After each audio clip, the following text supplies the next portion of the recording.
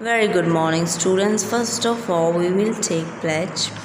I, Rajandeep Kaur, commit to vigilant and bear in mind at all times a risk to myself and my colleagues from COVID-19. I promise to take all necessary precautions that prevent the spread of this deadly virus. I promise to follow and encourage others to follow the key COVID appropriate behaviors, to always wear a mask or face cover, especially when in public places, to maintain a minimum distance of 6 feet from others, to wash my hands frequently and thoroughly with soap and water. Together we will win this fight against COVID-19.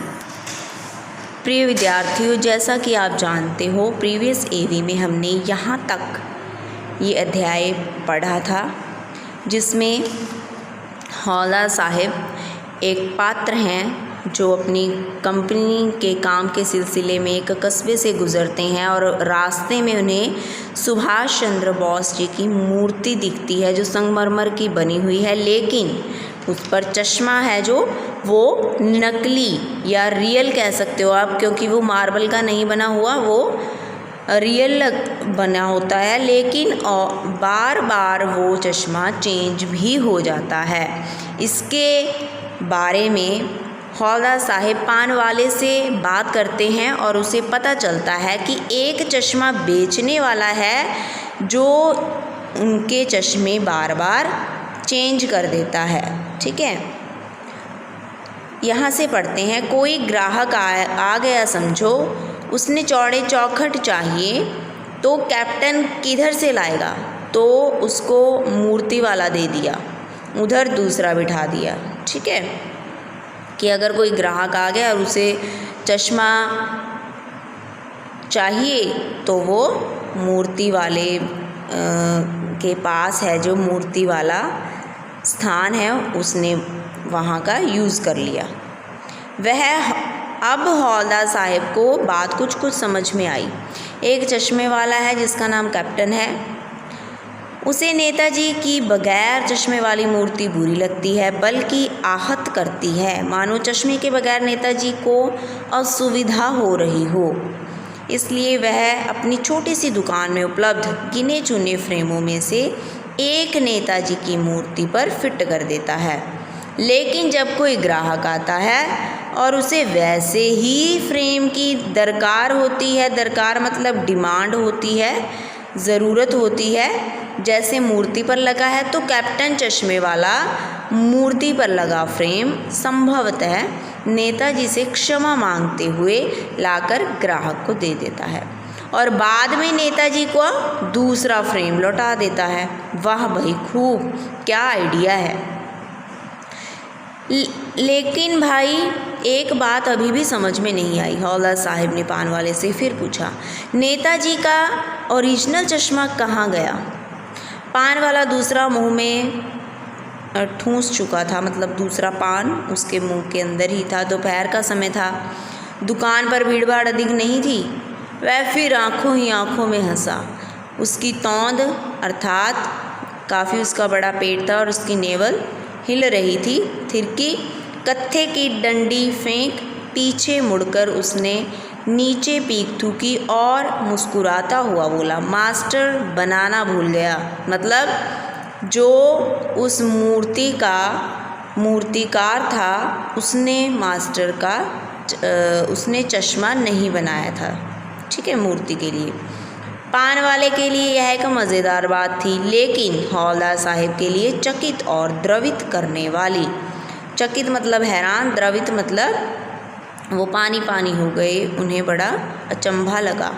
यानी वह ठीक ही सोच रहे थे। मूर्ति के नीचे लिखा, मूर्तिकार मास्टर मोतीलाल, वाकई कस्बे का अध्यापक था। मतलब पहले वो हौलदार साहब गेस कर रहे थे कि हाँ ऐसा होगा कि लोकल ही होगा, कोई आर्टिस्ट है ना, और उनकी बात सच निकली। मूर्ति के नीचे क्रिएटर का नाम लिखा हुआ था, मूर्तिकार मास्टर मोतीलाल, जो एक अध्यापक था कस्बे का ही। बेचारे ने महीने भर में मूर्ति बनाकर पटक देने का वादा कर दिया होगा, बना भी ली होगी, लेकिन पत्थर में पारदर्शी चश्मा कैसे बनाया जाए? कांच वाला यह तय नहीं कर पाया होगा, या कोशिश की होगी और असफल रहा होगा, या बनाते बनाते कुछ और बारीकी के चक्कर में चश्मा टूट गया होगा, या पत्थर का चश्मा अलग से बनाकर फिट किया गया होगा और वह निकल गया होगा। उफ, मतलब वो सोच ही रहे हैं कि क्या क्या रीज़न हो सकते हैं। हौलदार साहब को यह सब कुछ बड़ा विचित्र और कौतुक भरा लग रहा था। इन्हीं ख्यालों में खोए खोए पान के पैसे चुकाकर चश्मे वाले को देशभक्ति के समक्ष नतमस्तक होते हुए वह जीप की तरफ चले। फिर रुके, पीछे मुड़े और पान वाले के पास जाकर पूछा, क्या कैप्टन चश्मे वाला नेताजी का साथी है या आज़ाद हिंद फौज का भूतपूर्व सिपाही? वो ऐसे इसलिए बोल रहा है क्योंकि वो बड़ी श्रद्धा से उनके मूर्ति पर चश्मा लगाता था। पान वाला नया पान खा रहा था, फिर उसके मुंह में पान थी। पान पकड़े अपने हाथ में मुंह से 1.5 इंच दूर रोककर उसने हौलदार साहब को ध्यान से देखा, फिर अपनी लाल काली बत्ती सी दिखाई और मुस्कुराकर बोला, नहीं साहब, वो लंगड़ा क्या जाएगा फौज में, क्योंकि वो हैंडीकैप था। पागल है पागल, वो देखो आ रहा है, आप उसी से बात कर लो, फ़ोटो वोटो छपवा दो उसका कहीं। हौलदार साहब को पान वाले द्वारा एक देशभक्त का इस तरह मजाक उड़ाया जाना अच्छा नहीं लगा। मुड़कर देखा तो अवाक रह गए, हैरान हो गए। एक बेहद बूढ़ा मरियल सा लंगड़ा आदमी, सिर पर गांधी टोपी और आँखों पर काला चश्मा लगाए, एक हाथ में एक छोटी सी संदूकची होता है बॉक्स, और दूसरे हाथ में एक बांस पर टंगे बहुत से चश्मे लिए हुए अभी अभी एक गली से निकला था और अब एक बंद दुकान के सहारे अपना बांस टिका रहा था। तो इस बेचारे की दुकान भी नहीं, फेरी लगाता है, क्योंकि उसके हाथ में ही सारा सामान था। हौलदार साहब चक्कर में पड़ गए, पूछना चाहते थे, इसे कैप्टन क्यों कहते हैं, क्या यही इसका वास्तविक नाम है? लेकिन पान वाले ने साफ बता दिया कि अब वह इस बारे में और बात करने को तैयार नहीं। ड्राइवर भी बेचैन हो रहा था, काम भी था। हौलदार साहब जीप में बैठकर चले गए।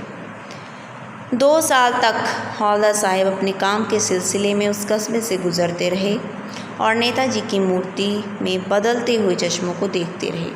कभी गोल चश्मा होता, कभी चौकोर, कभी लाल, कभी काला, कभी धूप का चश्मा, कभी बड़े कांचों वाला गोगो चश्मा, पर कोई ना कोई चश्मा होता ज़रूर। उस धूल भरी यात्रा में हौलदार साहब का कौतुक और प्रफुल्लता के कुछ क्षण देने के लिए, मतलब वो एक्साइट होकर देखता था मूर्ति पर कौन सा चश्मा है ना। रास्ते में जब वो जा रहे होते थे, प्रफुल्लित मतलब उन्हें बड़ा जोश सा फील होता था कुछ सेकंड्स के लिए।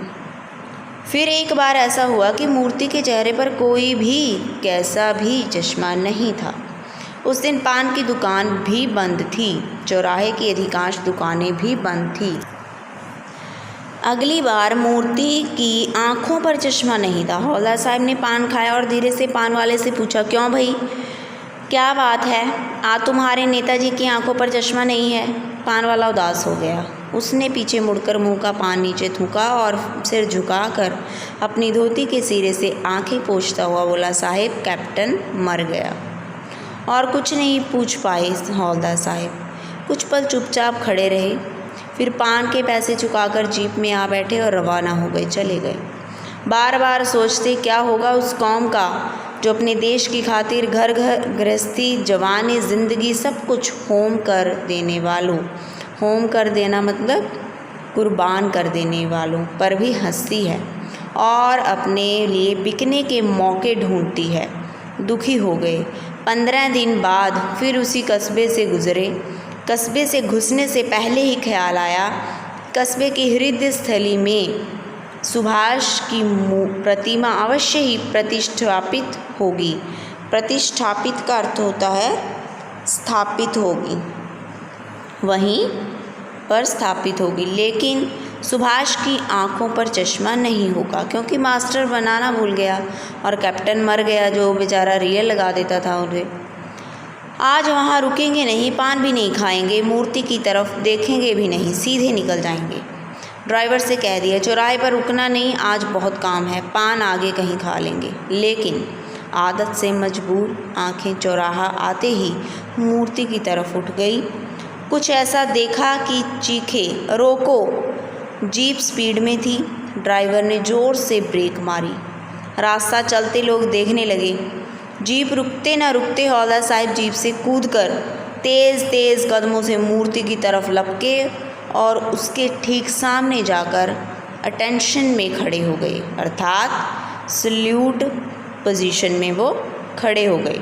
मूर्ति की आँखों पर सरकंडे से बना, सरकंडा एक पौधा होता है, आपने सुना ही होगा, बना छोटा सा चश्मा रखा हुआ था, जैसा बच्चे बना लेते हैं। हौलदार साहब भावुक थे। इतनी सी बात पर उनकी आंखें भर आई। अर्थात इस अध्याय में देशभक्ति की एक झलक दिखाई दी है, ठीक है, कि कैसे एक चश्मे बेचने वाला अपनी देशभक्ति के कारण सुभाष चंद्र बोस की मूर्ति पर चश्मा लगा दिया करता था, और जब वो बेचारा पूरा हो गया तो बच्चों के मन में, क्योंकि बच्चों ने ही बनाया होगा, सरकंडे का बना चश्मा उनकी आंखों पर लगा दिया, क्योंकि वो अप्रत्यक्ष रूप से